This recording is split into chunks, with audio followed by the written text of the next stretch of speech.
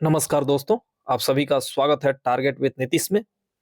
दोस्तों, political science self note से जो आपको पढ़ाया जा रहा है उसका ये तीसरा भाग है।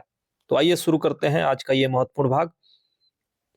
याद रहे, ये केवल जो है यूपी के लिए ही उपयोगी नहीं है, बल्कि बिहार, राजस्थान, मध्य प्रदेश, जिस भी राज्य में पॉलिटिकल साइंस से संबंधित एग्जाम होते हैं उसमें ये अति महत्वपूर्ण है। इसलिए जितने भी पॉइंट आपके सामने रखे जाएं उसको बहुत अच्छा से पढ़िए, याद कर जाइए सीधे। आज का पहला प्रश्न है, राज्य का कार्य व्यक्ति में आत्मनिर्भरता की भावना को नष्ट करता है, उसके रेस्पॉन्सिबिलिटी को कमजोर करता है तथा उसके चरित्र को कुंठित करता है। ये कथन किसका है? जेएस मिल का है। अधिकार वह मांग है जिसे समाज स्वीकार करता है और राज्य लागू करता है। ये कथन किसका है? पुस्तांके का है। इसी तरह एक्सटर्नल सोवेरेनिटी की बात अगर की जाए कि बाह्य संप्रभुता का कंसेप्ट किसने दिया था, तो हुगो ग्रोसियस ने इसका प्रतिपादन किया था। और हुगो ग्रोसियस से संबंधित जो महत्वपूर्ण फैक्ट है, जैसे कि इंटरनेशनल लॉ के बारे में उन्होंने अपने किस पुस्तक में कहा है, तो डी जियोर पेरेडी में। इसी तरह अगर कमर्शियल फ्रीडम के बारे में उन्होंने किस अपने पुस्तक में बात रखी है, तो इसका सही उत्तर हो जाएगा मेयर लिब्रम में। इसी तरह थ्योरी ऑफ इंटरनेशनल लॉ जो है डी जियोर बेवली एट पेरिस में प्रतिपादित किया है।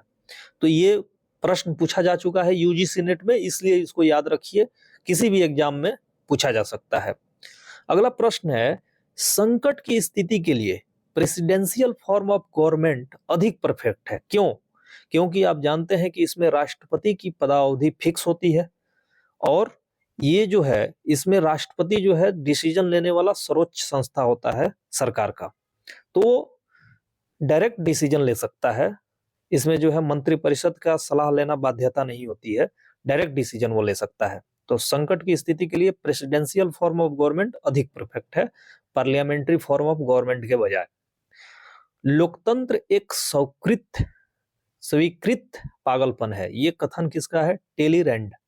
लोकतंत्र एक स्वीकृत पागलपन है, ये कथन है टेलीरेंड का।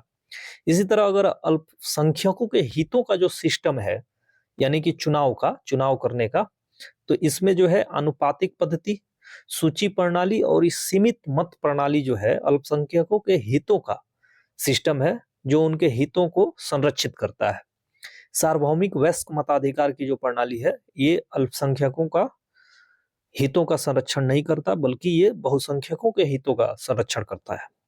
इसी तरह अगर आपसे प्रश्न पूछा जाए, catch all party types of political party के बारे में किसने इस शब्द का प्रयोग किया, यानी कि कैच ऑल पार्टी जो है एक पॉलिटिकल पार्टी का टाइप्स है, इस शब्द को दिया है आर्टो किर्चेमेकर ने, इस शब्द का प्रयोग किया है।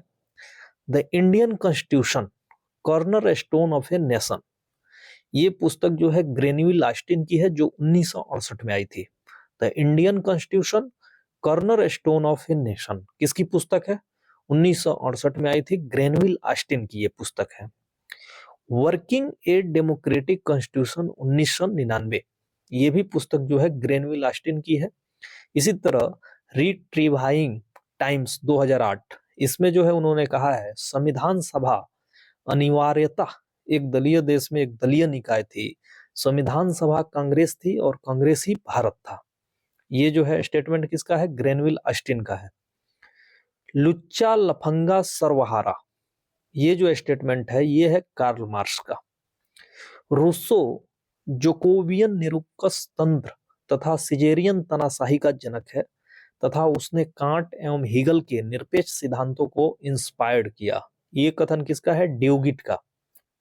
इसी तरह एंटोनियो ग्राम्सी के जो हेजोमनी का सिद्धांत है, उसमें उन्होंने कहा कि सिविल सोसाइटी में कौन कौन शामिल है, तो फैमिली, स्कूल, रिलीजियस इंस्टीट्यूशन जो हैं, ये सिविल सोसाइटी में एंटोनियो ग्राम्सी के आते हैं। इनके अनुसार नागरिक समाज, सिविल सोसाइटी ज्यादा इंपॉर्टेंट है, क्योंकि सिविल सोसाइटी के द्वारा ही हेजोमनी का निर्माण किया जा सकता है। सर हेनरी मैन ने कहा है, हम बेंथम से लेकर आज तक होने वाले ऐसे किसी वैधानिक सुधार को नहीं जानते जिस पर उसका प्रभाव न पड़ा हो। ये कथन किसका है? हम बेंथम से लेकर आज तक होने वाले ऐसे किसी वैधानिक सुधार को नहीं जानते जिस पर उसका प्रभाव न पड़ा हो। Sir Henry man.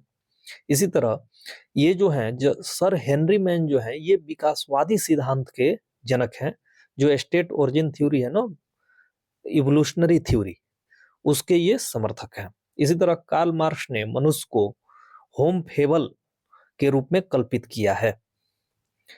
मार्क्सवाद को युग का भ्रम किसने कहा है? सही उत्तर होगा लॉर्ड एक्टन। मार्क्सवाद को युग का भ्रम किसने कहा है? लॉर्ड एक्टन ने कहा है। साप्ताहिक पत्रिका कर्मयोगी और धर्म को शुरू किया अरविंद घोष। तो आपसे पूछा जाए कि कर्मयोगी और धर्म जो साप्ताहिक पत्रिका है इसको किसने शुरू किया था, तो इसका सही उत्तर हो जाएगा अरविंद घोष। चक्कर लगाने वाली देशभक्ति शब्दवाली का प्रयोग स्वराज पार्टी के संदर्भ में किया जाता है।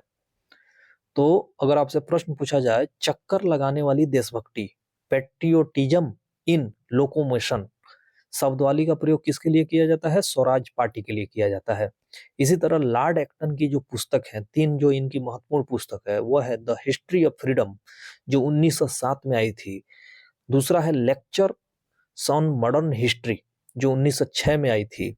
और इसी तरह the history of freedom in Christianity 1877 में आई थी। तो लॉर्ड एक्टन के तीनों पुस्तक बहुत ही महत्वपूर्ण है जो परीक्षाओं में पूछे जा चुके हैं, याद कर लीजिएगा। इसी तरह श्री अरविंदो की पुस्तक है द लाइफ डिवाइन, दूसरी पुस्तक है द सिंथेसिस ऑफ योगा, और तीसरी है सावित्री। तो आपसे पूछा जाए सावित्री किसकी पुस्तक है, तो अरविंदो की पुस्तक है। द सिंथेसिस ऑफ योगा ये भी है, और लाइफ डिवाइन ये भी है, अरविंद घोष की पुस्तक है। इसी तरह वैल्यू प्राइस एंड प्रॉफिट किसकी पुस्तक है? कार्ल मार्क्स की है। न्यू डेपोटिज्म ये है लॉर्ड हेवार्ड की। न्यू डेपोटिज्म किसकी पुस्तक है? लॉर्ड हेवार्ड की। गांधी जी के विचारों के प्रधान स्रोत कौन कौन से हैं? तो पूर्वी स्रोत, माता जी से वैष्णव हिंदू धर्म का प्रभाव पड़ा था, जैन बौद्ध धर्म, गीता व उपनिषद का भी प्रभाव था, साधु संतों की वाणियां और उपदेश पे उनका बहुत प्रभाव पड़ा, और जैन साधक श्री रामचंद्र जी का भी प्रभाव पड़ा। तो दोस्तों ये रहा तीसरा भाग जो हमारे द्वारा बनाए गए सेल्फ नोट्स जो बनाए गए थे पॉलिटिकल साइंस के, उसमें से लिया गया था। तो इस एपिसोड से दीजिए अपने दोस्त यानी नीतीश कुमार को इजाजत। नमस्कार।